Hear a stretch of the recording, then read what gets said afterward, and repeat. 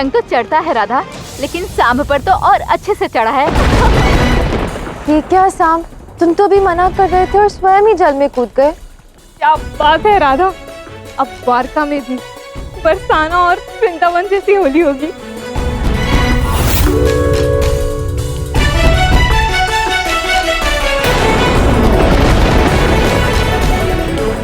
ये आप ही का कार्य है ना देवी राधा?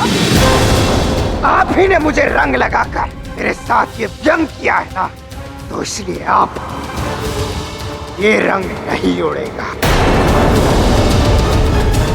आप सबने मिलकर मेरे साथ छल किया है ना, मुझे क्रोधित किया है ना, तो फिर अब देखना, इस बार होली पर द्वारका में रंग नहीं उड़ेगा, अभी तू भस्म उड़ेगी। और ये मेरा प्रण है, प्रण है।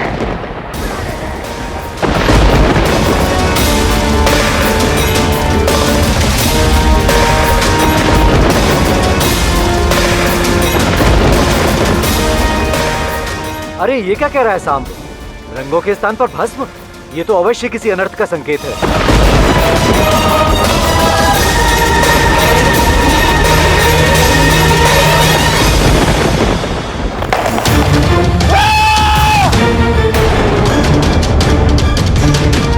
हम ये क्या दशा बना रखी है? पुत्र, तुम पे ये रंग किसने डाला? राधा। क्या? उस राधा ने ही सबके साथ मिलकर मुझे जलकुंड में डाल दिया। पूरी प्रजा के सामने ये व्यवहार उचित नहीं है। हाँ माता, उसने मेरा अपमान किया है। इसलिए अब सांब ने चेतावनी दी है, इस होली के उत्सव पर रंगों के स्थान पर भस्म उड़ेगी। तुमने राधा को इतने शुभ अवसर पर चुनौती दे दी? कैसे शुभ अवसर माता? होली का ये शुभ अवसर राधा और कृष्ण को अत्यंत ही प्रिय है ना, तो अब मैं इस शुभ अवसर को अशुभ कर दूंगा। इस बात से राधा अत्यंत व्यथित है। इस बात का राधा पर क्या प्रभाव पड़ा होगा मैं समझ सकता हूँ। उसका हृदय पहले ही कोमल है। कृष्ण, राधा को इस पीड़ा से मुक्त करो ना। अवश्य बात, मैं राधा से बात करता हूँ।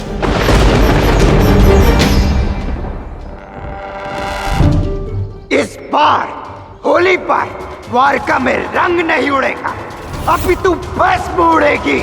और ये मेरा प्रण है। सामने तो कहा है वो कर दिया तो अत्यंत विनाशकारी होगा।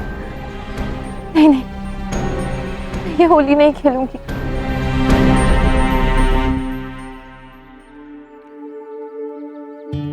राधे,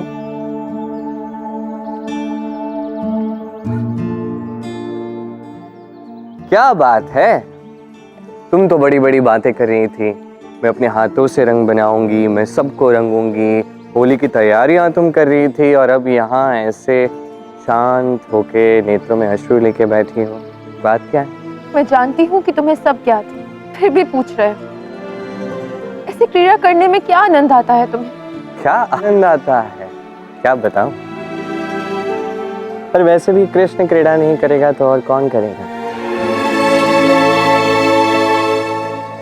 तुम्हारे लिए तो सब क्रीड़ा ही है ना कृष्ण। मेरी भावनाओं के साथ भी खेलते हो। मेरी भावना वृंदावन के कृष्ण के साथ, वृंदावन की होली के साथ जुड़ी है। और आज भी कितनी बार मैंने तुम्हें वृंदावन की होली खेलने की बात कही, किंतु तुमने एक बार भी मेरा समर्थन नहीं किया। अपितु उसके विपरीत मेरे साथ ठिठोली की है तुमने। और देखो वही हो रहा है, सामने कुछ ऐसा कह दिया है कि अब मैं होली खेल ही नहीं सकती। अब मैं कुछ कहूं? वृंदावन के कृष्ण के साथ साथ मैं द्वारका का कृष्ण भी तो हो न रहा थे। वृंदावन की होली चाहे जितना भी मुझे बुला है, मैं द्वारकाधीश के कर्तव्य तो नहीं भूल सकता। तुम्हारी बात की जाए तो कृष्ण सदैव तुम्हारे साथ।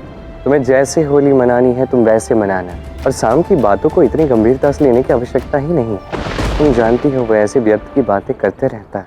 तुम तो द्वारकाधीश हो ना, वृंदावन के कृष्ण नहीं हो तो वृंदावन की होली भी यहाँ नहीं मनेगी कृष्ण।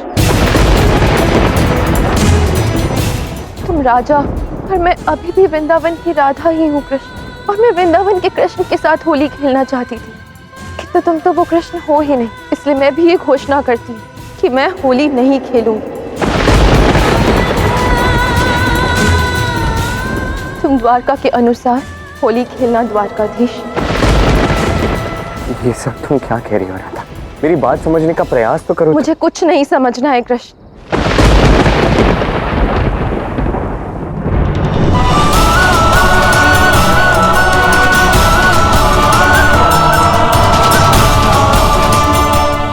ये उचित नहीं है। बिना मेरी बात सुने समझे इस प्रकार क्रोधित हो जाना, तुम नहीं जानती राधा ये मुझे कितना दुखी करता है। मैं कदाचित लगता है कि सब कुछ मेरे हाथ में है, मैं सब कुछ ठीक कर सकता हूँ, पर ऐसा कदापि नहीं है।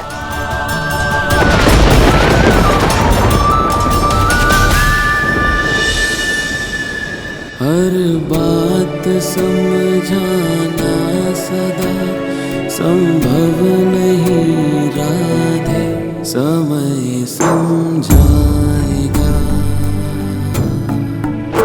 संभव नहीं होते कभी यह प्रश्नों के उत्तर सभी।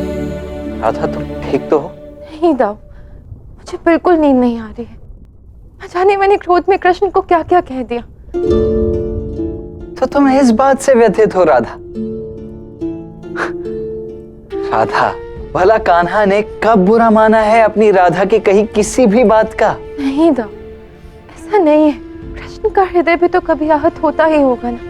और मुझे कुछ समझ में नहीं आ रहा। शनिदेव ने कहा था कि हमारा मिलन अनंत होगा और सारी विपदाएं समाप्त हो जाएंगी, किंतु यहाँ पर तो मुझे वियोग आते ही दिख रहे हैं। दाऊ, होली जैसे पवित्र त्योहार पर भस्म उड़ने की बातें हो रही हैं। राधा, इस बात को लेकर इतना अधिक चिंता करने की आवश्यकता ही नहीं है। तुम इस बात पर इतना अधिक विचार कर रही हो, इसीलिए आवेश में आकर तुमने कान्हा को कुछ भला बुरा कह दिया होगा, बस। हाँ दाऊ, कदाचित ऐसा ही हुआ है। जो मैंने कृष्ण को कहा मुझे नहीं कहना चाहिए था। अरे राधा, इतनी रात्रि को तुम कहाँ जा रही हो? कृष्ण से मिलने। यदि मैं नहीं सोई हूँ तो वो कैसे सोया होगा?